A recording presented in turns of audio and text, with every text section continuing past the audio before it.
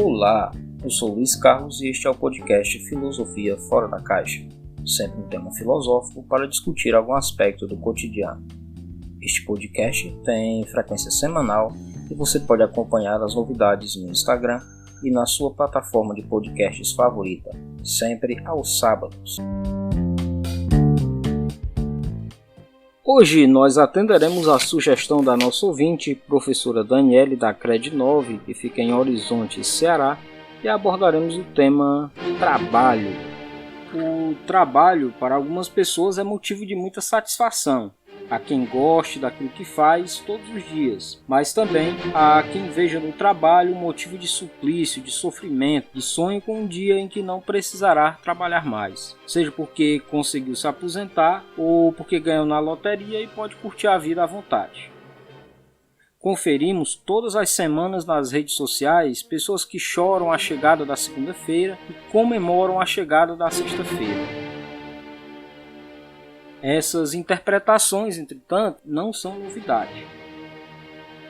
De acordo com o professor Hilton Japiaçu, em seu Dicionário Básico de Filosofia, o trabalho é a atividade através da qual o homem modifica o mundo, a natureza, de forma consciente e voluntária, para satisfazer as suas necessidades, como alimentação, habitação, vestimenta, entre outras.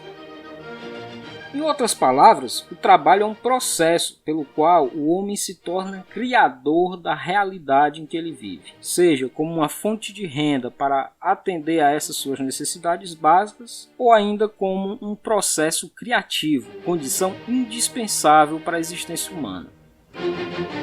É bem isso o que defende Marx em O Capital, ao indicar que o trabalho consiste em uma ação que coloca em movimento as forças do próprio corpo para assimilar a matéria-prima fornecida pela natureza, dando-lhe forma útil à vida.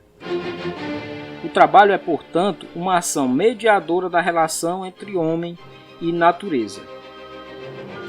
Em Gênesis, nós encontramos a seguinte afirmação: ganharás o teu pão com o suor de teu rosto. Essa expressão foi utilizada ao longo da história para justificar uma visão do trabalho como uma espécie de sofrimento ou castigo e para oferecer julgamento de valor a distintas formas de trabalho, encarando, por exemplo, o trabalho braçal como inferior. Esse tipo de percepção sobre o trabalho foi encontrada também entre os gregos e os romanos, e aparece vez por outra em nossa sociedade.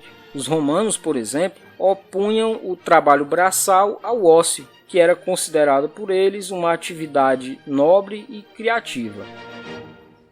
Já na filosofia moderna, em Descartes e Hegel, nós encontramos outra interpretação sobre o trabalho. Para eles, o trabalho é o que torna o homem um ser superior. Para o primeiro, o trabalho é o que torna o homem possuidor da natureza. Para Hegel, é o que tornava o escravo o verdadeiro senhor da casa.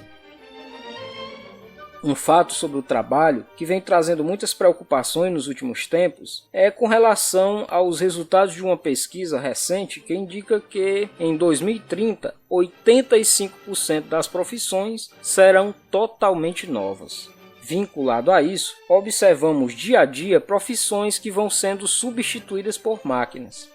Um fator importante desse processo é com relação a para que profissões nós estamos preparando os nossos filhos e estamos nos preparando.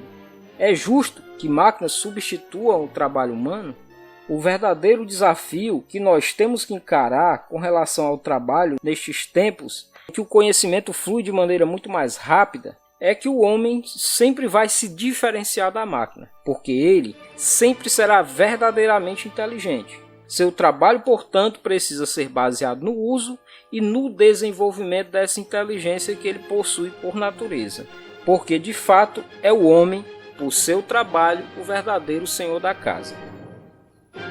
Este foi o 5º episódio do podcast Filosofia Fora da Caixa. Você pode acompanhar as novidades semanalmente, sempre aos sábados, nas principais plataformas de distribuição de podcast. Você pode ainda participar da elaboração das pautas, interagindo nas nossas redes sociais ou em anchor.fm @lcalvescoach. Até a próxima!